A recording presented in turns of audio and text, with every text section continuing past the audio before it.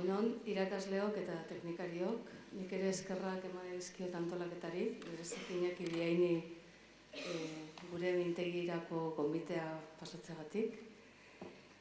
Egia esan da, laureunekin interakzionatzea oso zaila izango zaigu, teoria eta praktika uztartzea, baina, bueno, sikiera bukaeran egongo da tarteren bat galderantzako. Bueno, nik ere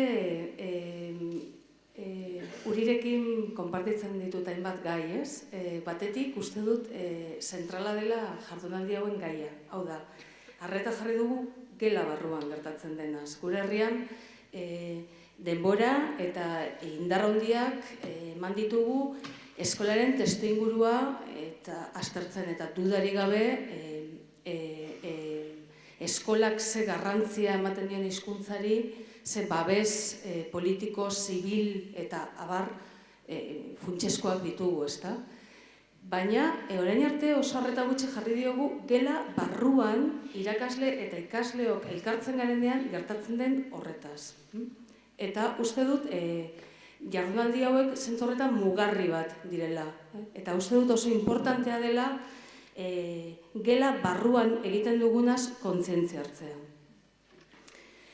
Hauek esan da, nik ere Urik bezala hartuko dut hiruki didaktikoa, irakaslea, ikaslea eta objektua, gure kasuan izango dana hizkuntza, edo hobeto esan da hizkuntzak, gure eskola eleanitza baita, eta zirriborratuko ditut hainbat ideia, hiruki didaktikoaren erpinetan dauden agentei buruz, eta zirriborratuko ditut, edo aleginduko nahi zirriborratzen, interakzio terminotan, elkarrekintza eta elkarrizketa ardatz hartuta nolabait. Ardezagun lehenengo erpina, irakaslea. Egingo ditugu konstatazio batzu. Lehenengo konstatazioa da, irakasleok ez garela orain eta hemen jakintzaren iturri edo jakintzaren monopolioa daukagunak. Estatutu hori galdu egin dugu. Aldiz, beste rol batzuk etorri zaizkio gure lanbideari. Gela kudeatzea, gela den espazio soziala errentagarri bihurtzea ikasketa esanguratsua egiteko, harremanak bultzatzea. Gauza horiek guztiak berriak zaizkio gure rolari eta gainera hor jokatzen dugu gure prestigioa, materia dakigun ala ez dakigun baino. Beraz, materia ezagutzea ez ezik eskatzen zaigu komunikaziorako eta interakziorako gaitasun batzuk. Gela izan ere ulertu behar dugu olako espazio bat bezala. Harremanetarako, elkarrizketarako eta interakzionatzeko espazio bat bezala. Beraz, guk irakasleok kontzienteki, esango nuke, kontzienteki diseinatu behar dugula horrelako profil diskursibo bat berria dena eta bezarkatuko dituena ez bakarrik klasea ondo esatea, ondo azaltzea gaiak, baizik eta baita interakziorako gaitasuna izatea, harremanetarako, taldeak antolatzeko, ikasleak probokatzeko, dilemen aurrean jartzeko. Uste dut Margarit Urrizak hitz egingo duen empatia linguistikoak ere nolabait hori iradokitzen digula.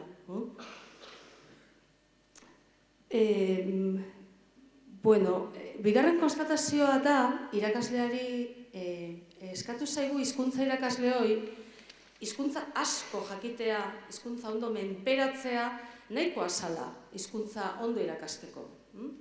Eta uste hori oso sakonki daukagu errotuta, nahikoa dela hizkuntza asko jakitea, hizkuntza ondo jakitea. Aldiz, ahazten zaigu irakatsia ditza, ezta? Irakasle zor zaigu irakastea. Eta hor datu horretuta, Urik esaten zuen inputa eta outputa, ez? Pentsatu dugu input sarri, ugari eta kalitatezko batek bermatzen zuela gero erabilera. Baina aldiz, orain badakigu inputa eta outputa bana ezinezko zerak direla, ez? Ulermena eta ekoizpena ezin dela banatu konpetentzia gisa. Orduan, horrek ere, nolabait, zentralitate hori, irakasleok daukagun zentralitate hori, nolabait, desagertzera edo deitzen digu, ez? Eta ikasleak hitz egin behar dute klasean, hitz egin behar dute. Gero esango dugu, zeri buruz hitz egin behar duten, ikasketa esanguratsua edo kokatua edo dela delakoa. Hirugarren konstatazioa da, irakasleok hausnartu egin behar dugula gure jardunaren gainean. Eta irakasleok prest egon behar dugula gure jakintzak eta gure ezagutzak zalantzan jartzeko. Nik uste dut, hemendik atera daiteken ondorio bat dela didaktika, dela etengabe eraldatzen doan jakintza bat, ez? Eta irakasleok ere zentzu horretan egon behar gara prest gure usteak ere uste begiratzeko eta hausnartzeko, eta ez da nahiko bakarrik hausnartzea ala ere, hausnartu eta praktika berriak diseinatu behar dira, praktika horiek frogatu egin behar dira, eta ikusi, gure ikasleen emankortasuna bilatzen dute, lortzen dugu ikasleek ekoizpen luzeak egitea, praktika horiek onuragarriak egingo zaizkigu. Gure ikasleek esaten badute, bai, ez, bost, gorria, ziurrenik gure interaktuatzeko modua, gure galderak aldatu egin beharko ditugu. Orduan, irakasleok ere formatu egin behar dugu, baina formatu behar dugu gure burua behatzetik abiatuz. Bigarren objektuara etorriko gara orain. Irakasle utziko dugu eta hartuko dugu erdigunean orain objektua, hizkuntza edo hizkuntzak. Bi ideia botako ditut honen inguruan. Batetik, interakzioa, gelako interakzioa, dago lotuta irakasleak daukan pentsamentu pedagogikoarekin. Hau da, irakasleak nola kontemplatzen du klasea. Modu transmisibo baten kontemplatzen du, ze atasa jartzen du irakasleak. Hau da, pixkat ideia importantea, ez? Nolako atasa, nolako eginkizuna diseinatzen duen, halako hitz txandaketa egongo da. Orduan, aktibidadea funtsezkoa da elkarrekintza bultzatzeko. Eta hori berariaz diseinatu behar da. Batetik, orduan, zer egiten dugun halako errendimentua atera diezaiokegu hizkuntzaldetik. Bale? Bigarren ideia da, interakzioa esaten dugunean, markatzea importantea da, interakzio danak ez direla berdinak. Ez da berdina irakasleak abiatzea interakzioa edo ikasleak abiatzea interakzioa. Hor, harreman asimetriko batzuk daude, ondorio hizkuntzazko batzuk dauzkatenak eta bat. Nork abiatzen duen elkarrizketa, bigarrena, zertarako abiatzen du. Irakasleak abiatzen du, esateko, ulertu duzue? Bai, ederto, guazen aurrera. Hori, txekeatzeko da, jakiteko ulertu duen, baina interakzio horrek ez du bilatzen aurkikuntza bat, edo ez du bilatzen eraikuntza bat. Bilatu behar ditugu, beste mota bateko elkarrekintzak, ez? Zer egingo dugu proiektu aurrera egiteko, zer jakin behar dugu horretarako. Hau egin da daukagula, orain zindu horrengoko pausoa. Zertarako balio digu honek, zelan lotzen dugu hau gure bizitzarekin. Esan ditudan elkarrekintza mota hauek dira ire motakoak. Behar bada ezaguna egiten zaizue, interrogación, respuesta, evaluación delakoak dira. Esaten da elkarrizketa triadikoa ere bai. Hau da, irakasleak abiatzen du galdera, ikasleak erantzuten du, eta irakasleak berriro edo beste galdera bat botatzen du edo ebaluatu egiten du.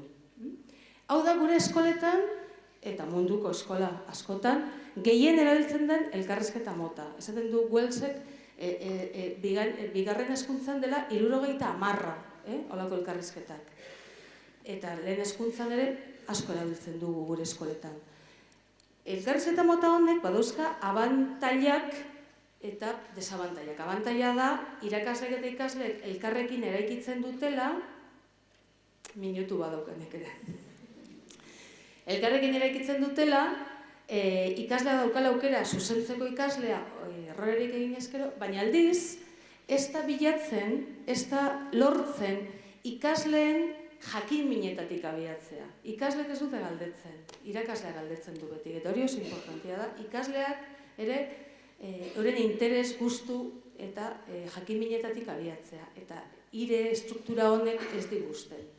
Gainera, ire honek egiten duena da, galderak egiten dira, erantzun ezagunekoak. Ez dira egiten aldiz, erantzun desezaguna daukaten galderak.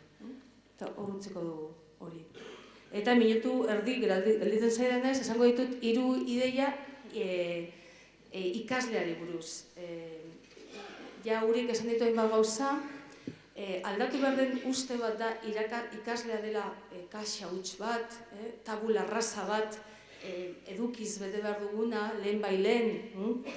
Aldiz, hizkuntza garatu behar du ikasleak, eduki kurrikularretan aurrera egiteko, eta gainera esaten dakien ikasleak, bere representazioak azatzen dakien ikasleak asko hobeto egiten du aurrera. Eta orduan, lehen esan dudana bakarrik, ez da kontuaren hitz eta pitz ibiltzea klasean. Baizik eta